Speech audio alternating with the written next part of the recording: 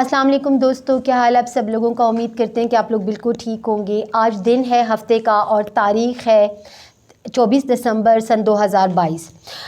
دوستو، آپریشن پنجاب جو ہے وہ ناکام ہونے پر ہے اور سنا ہے کہ گالم گلوچ تک بات پہنچ گئی ہے، ہاتھا پائی تک بات پہنچ چکی ہے۔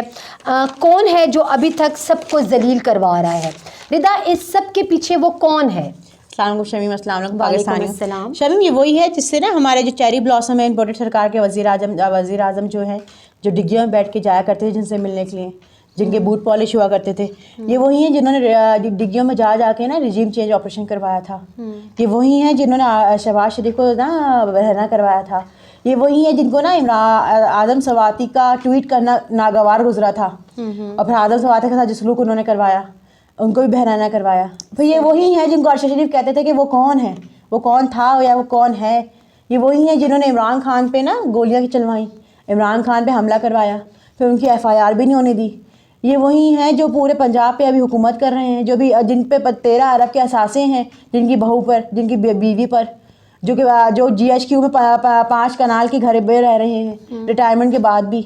یہ وہی ہیں جو پورے ملک پہ حکمرانی کر رہے ہیں، جن کو ہم سویٹ اسٹیبلشمنٹ کا نام دیتے ہیں۔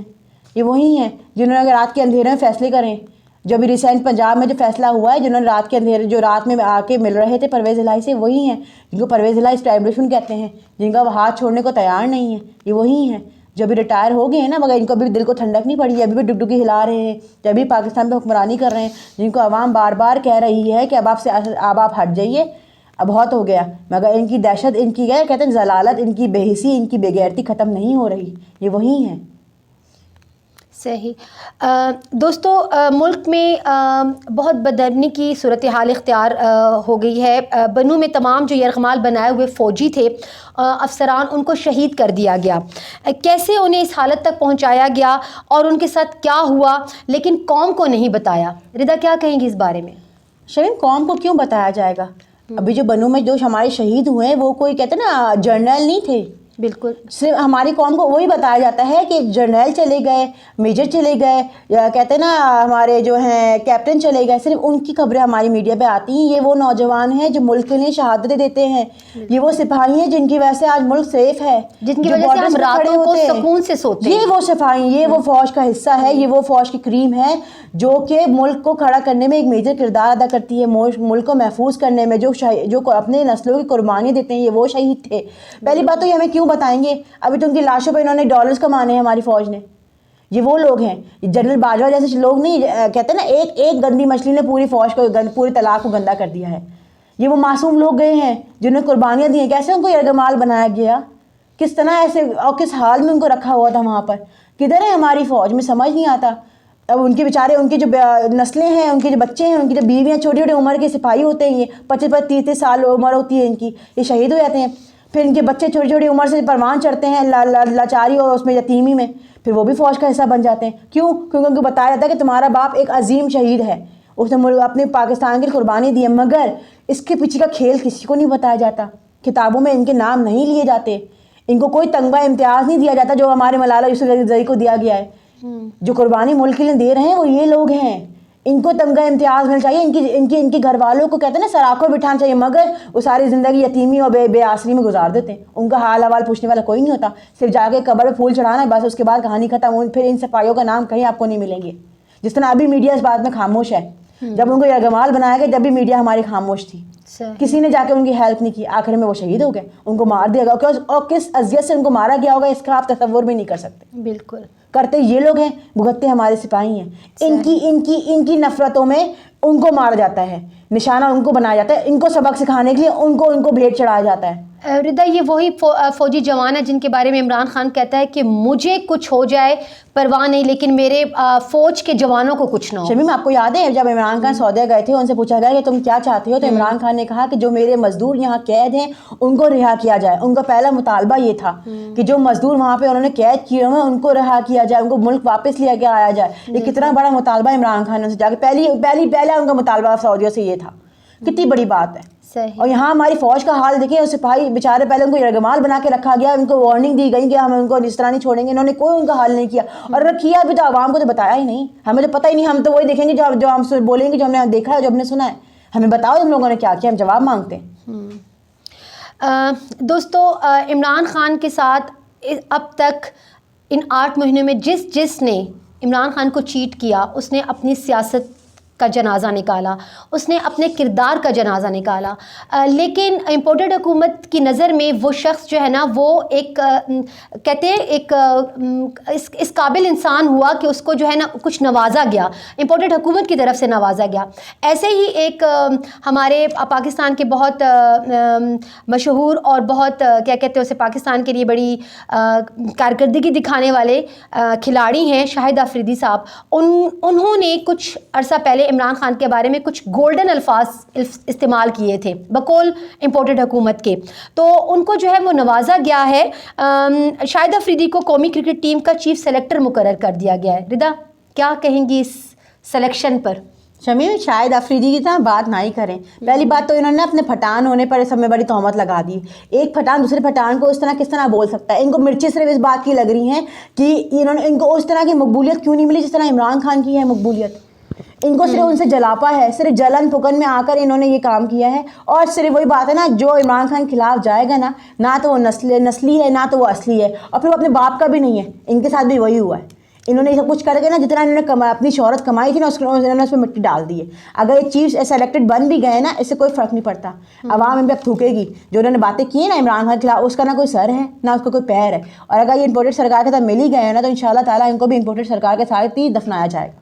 جو عمران خان کے خلاف آپ بول رہے ہیں نا کھڑے ہو کر, پہلی بات ہے جب ان سے وضاحت مانگو نا شمیم کہ آپ اس طرح عمران خان کے لیے کیوں بول رہے ہیں, ان کے پاس کوئی وضاحت نہیں ہے. وہ صرف ایک توشہ کھانا, پھر ایک گھڑی, صرف یہی شور مچاتے ہیں. ابھی ریسنٹلی ریحام شاہ خان نے جن سے وہ بلال مرزا جو ہیں بکواس کرتے ہیں آ کر وہ بیٹھ کر, ان سے بھی اگر آپ منہ کھلوائیں نا صرف گھڑی گھڑی گھڑی گھڑی فروغ گھڑی فروغ. ان کے پاس کوئی جواب نہیں ہے کسی بات کا. ملک کے مسائل کہاں جا رہے ہیں ان سے پوچھے کون ہے وجہ, گھڑی. تعلیمی ادارے برباد ہو رہے ہیں, کیا ہے وجہ, گھڑی. ان کے پاس اور کوئی جواب نہیں. اسی طرح ہمارے جو ہیں شاہد آفریدی, ان کو بھی کہتے ہیں نا ریٹائرمنٹ کے بعد کچھ نہ کچھ تو چاہیے تھا نا زندگی گزارنے کے لیے, کس طرح اپنے بچوں کو پالیں گے. بالکل ان کے پاس اتنی شہرت نہیں جتنی عمران خان کے پاس تھی. ابھی کیا کرتے, انہوں نے کہا چلو گھر چلانے کے لیے یہی طریقہ صحیح ہے, تو عمران خان کے خلاف ہو جاؤ, امپورٹڈ سرکار کا ساتھ دو, اور پھر لاکھوں اربوں روپے میں کھیلو, عوام کے پیسے کو اس پہ عیاشی کرو بس. صحیح. دوستو چین کرپشن پر پھانسی دینے والا پہلا ملک ہے, اور پاکستان جو ہے وہ کرپشن کے بعد وزارتیں دینے والا پہلا ملک ہے. پی ڈی ایم حکومت کو شرم آنی چاہیے کہ انہوں نے عوام سے روٹی تو چھین لی, انہوں نے اقتدار میں آ کر صرف 1100 ارب کے کرپشن کے کیسز کو معاف کروایا. ان کو شرم اور ندامت آنی چاہیے کہ انہوں نے 8 ماہ میں 2/3 زر مبادلہ کا ذخائر جو ہیں وہ نگل لیے. ہفتہ وار مہنگائی کی شرح جو ہے وہ 26% تک پہنچ گئی ہے. پاکستان کی معیشت کی تباہی اور ملک کی داخلی سلامتی بگاڑ کے بعد 27 مربع کلومیٹر پر محیط جو امپورٹڈ حکومت ہے وہ مکمل طور پر لا قانونیت کی طرف گامزن ہے.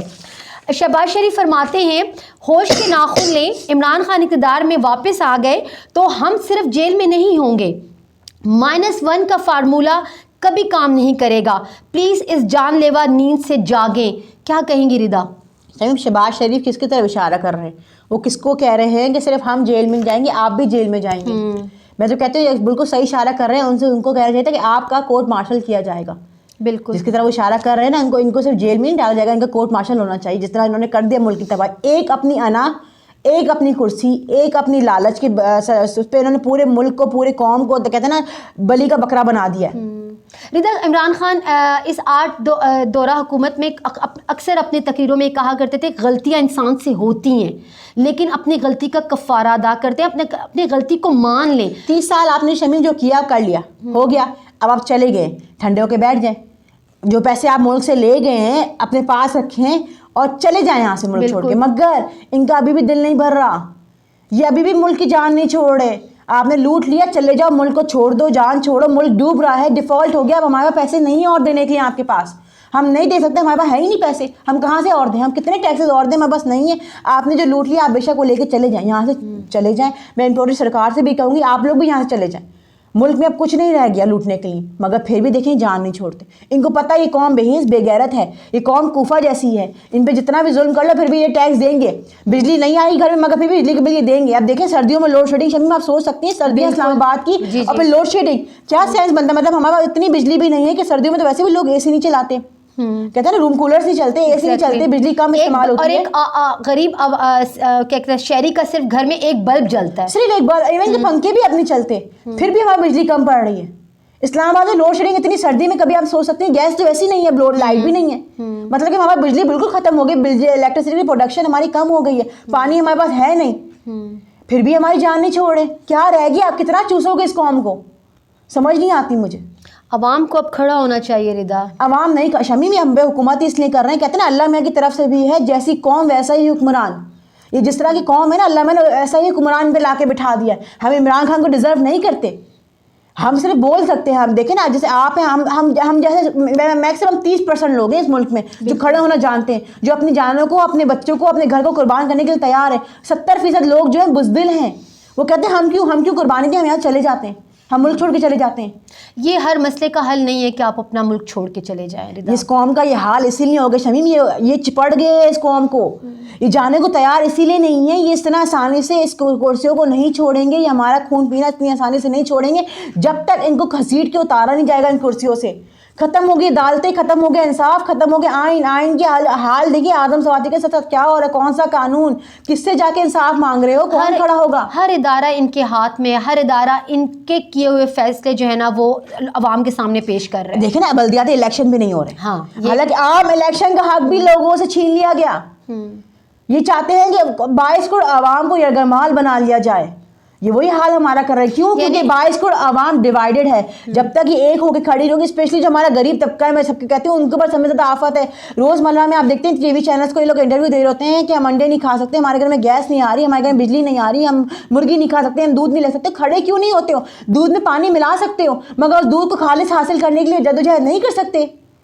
समझ नहीं आती मुझे जमीन। अगर ये कौम अभी भी खड़ी नहीं है तो फिर अच्छी बात है, फिर ये कौम इमरान खान को डिज़र्व नहीं करती।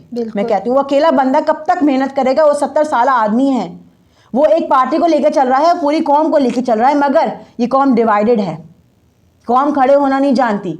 कम से कम भी 30% लोग हैं जो कुर्बानी देने को तैयार हैं। इस तरह मुल्क आज़ाद नहीं होते हैं।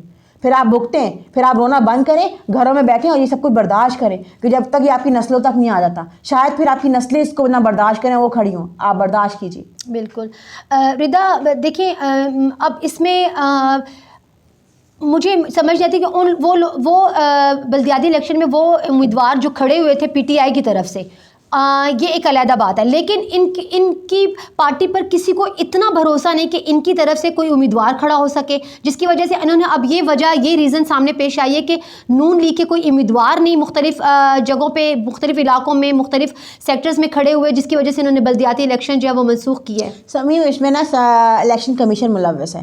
पहले तो ना जाके इलेक्शन कमीशन की ऐसी की तैसी करनी चाहिए। जो लोग खड़े हुए थे ना, या पीटीआई से या आज़ाद उम्मीदवार से, इन सबको जाके इलेक्शन कमीशन को जाके दरवाजे खटखटाने चाहिए। लीग का मुलाजिम बना हुआ है। आप किस तरह कर सकते हैं? हमारा हक क्यों खत्म कर रहे हैं? आप खड़े हो इलेक्शन में आके, आपका उम्मीदवार है कि नहीं? बाकी पार्टीज के कहाँ है आज़ाद उम्मीदवार किधर हैं? अगर बिला मुकाबला उम्मीदवार सेलेक्ट हो जाता है तो इसमें मतलब पीटीआई का क्या कसूर हुआ? उनका कोई कसूर नहीं है, अवाम का फैसला है ना, करने दो अवाम को फैसले। तुम किस तरह हक हमारा छीन सकते हो? इसमें सिर्फ पीटीआई थोड़ी इलेक्शन लड़ रही है, आज़ाद उम्मीदवार है, तहरीक लब्बैक है, तहरीक इस्लामी वाले हज़ारों लोग हैं जो इलेक्शन में खड़े हो रहे हैं। आज़ाद उम्मीदवार की कितनी सारी सीटें हैं, उनका भी आपने हक छीन लिया सिर्फ एक बंदे की खार में। बिल्कुल इतना डरे हुए हो कि पता है इनको कि पीटीआई ही नहीं जीतना है, सिर्फ एक बंदे की, इमरान खान की खार में ये सारे के सारे खुल के सामने आ रहे हैं। सारे इदारे फारिग, सारे कहते हैं ना, क्या कहूँ मैं, कि इलेक्शन कमीशन फारिग, अदलिया फारिग, कानून फारिग, सब कुछ फारिग हो गया, सिर्फ एक बंदे की खार में। एक बंदे ने इनको इतना डरा दिया है कि हर इदारा खुल के सामने आ गया, और अब हर इदारे का एहतसाब होना चाहिए। मैं कहती हूँ शमीम, होना चाहिए। इलेक्शन कमीशन के जाके दरवाजे खटकाएं कि ये इंतखाबात किसी सूरत डिले नहीं होने चाहिए, और आम इंतखाबात का जो है ना फ़ौरन ऐलान करना चाहिए, होना चाहिए। अगर आप आम इंतखाब नहीं करा सकते तो आप इलेक्शन की किस तरह डिमांड कर रहे हैं, मुझे समझ नहीं आता। बिल्कुल सही। जी दोस्तों, आज का प्रोग्राम यहाँ तक। इंशाल्लाह कल दोबारा आपके साथ मुलाकात होगी, तब तक के लिए इजाज़त दीजिए। अल्लाह हाफ़िज़।